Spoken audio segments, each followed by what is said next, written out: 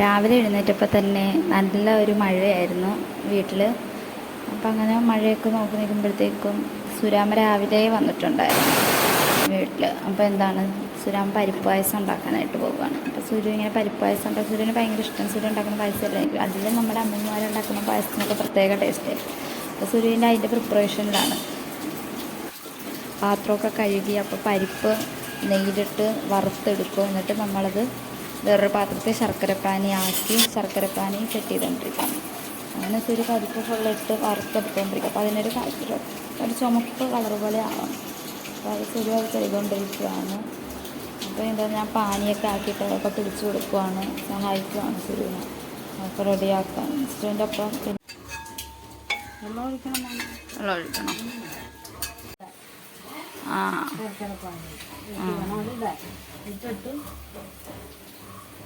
രണ്ടാമത്തെ പാലും നെയ്യും കൂടെ ഒഴിക്കും.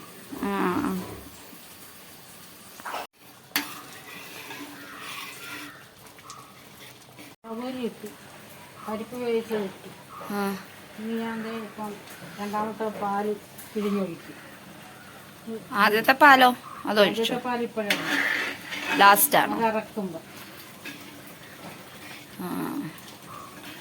പരിപ്പ് ഒരുപാട് എന്താ കടിക്കണം വെച്ച്, അതിനാണ് പരിപ്പ് ഒരുപാട് വേഗാൻ പാടില്ല, പൊടിയാൻ പാടില്ല. മനസ്സിലായോ? ഇനിയിപ്പോൾ ഇത് കളർ ചേഞ്ച് ഉണ്ടാകും ഇച്ചിരി കഴിയുമ്പോൾ, പാലൊഴിക്കുമ്പോൾ. ഞാൻ കളറുണ്ട്.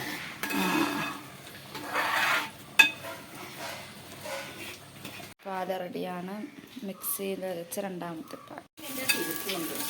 അപ്പോൾ അത് രണ്ടര വേണം എല്ലാവർക്കും.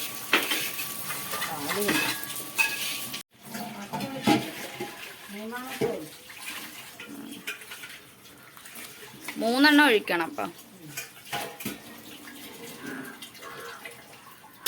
അപ്പോൾ കുറേ ഇതാകത്തില്ലേ?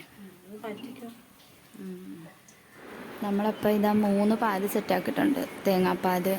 അപ്പോൾ നമ്മൾ രണ്ടാമത്തെ പാൽ ഒഴിച്ചാണ് ആദ്യം ശർക്കരപ്പാനായിട്ട് മിക്സ് ചെയ്യുന്നത്, ഇതിടുന്നത്, പരിപ്പിടുന്നത്. എന്നിട്ട് പിന്നെ ലാസ്റ്റ് പാകം ചെയ്ത് വെച്ചിട്ടാണ് നമ്മൾ ആദ്യത്തെ പാൽ ഒഴിക്കുന്നത്. ഇത് ഇത്രയും അരി പരിപ്പ് വെന്തിട്ടുള്ളൂ. അവർ പറഞ്ഞു അങ്ങനെ മതി. അത് നല്ല ടേസ്റ്റ് ഉണ്ടായിരുന്നു. ആണോ? നമ്മൾ ഇന്നാൾ വെച്ചത് നന്നായിട്ട് വെന്തലിഞ്ഞത്, നല്ല കുറുകിപ്പോയി. ഇങ്ങനെ മതിയെന്നാണ് അവർ പറയുന്നത്. അതാണ് ടേസ്റ്റ്. അപ്പോൾ പരിപ്പ് കടിക്കൂല? കടിക്കത്തില്ല, കടിക്കും. കടിച്ച് നമുക്ക് ഒരു ഇതാകും. നമുക്കിന്ന് അങ്ങനെ നിർത്താം. അതാണ് ഞാൻ നോക്കിയത്.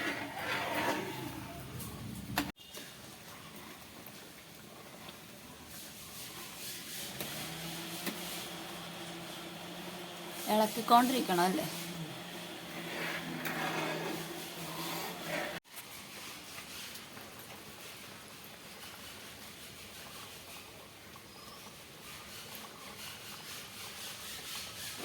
നല്ലൊരു നെയ്യുടെ സ്വാദ് വേണം പായസത്തിന്. അപ്പോൾ നമ്മൾ കുറച്ചും കൂടെ നെയ്യ് ആഡ് ചെയ്ത് ഇതാക്കും. നമ്മൾ പിന്നെ നെയ്ക്കകത്ത് വേറൊരു കുഞ്ഞു പാത്രത്തിൽ നമ്മളെന്താണ് കിസ്മിസും കാഷ്നട്ടും അതുപോലെ ചവ്വരിയൊക്കെ ഇട്ട് ചൂടാക്കുന്നുണ്ട്. അതൊരു സൈസ് ആകുമ്പോഴത്തേക്കും നമ്മൾ ഈ പായസത്തിലോട്ടേക്ക് ആഡ് ചെയ്യും.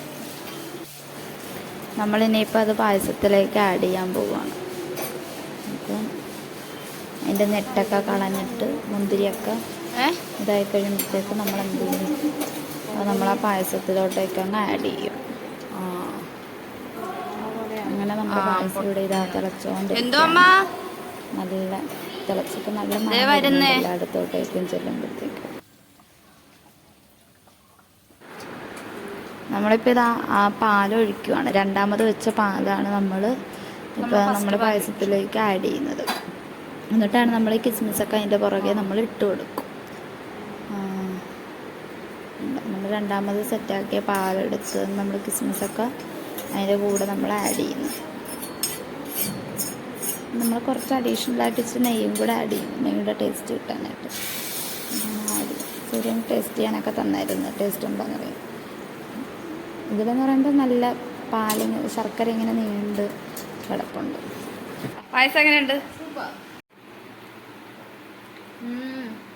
ഗുരുവിൻ്റെ പായസം കൊള്ളാം.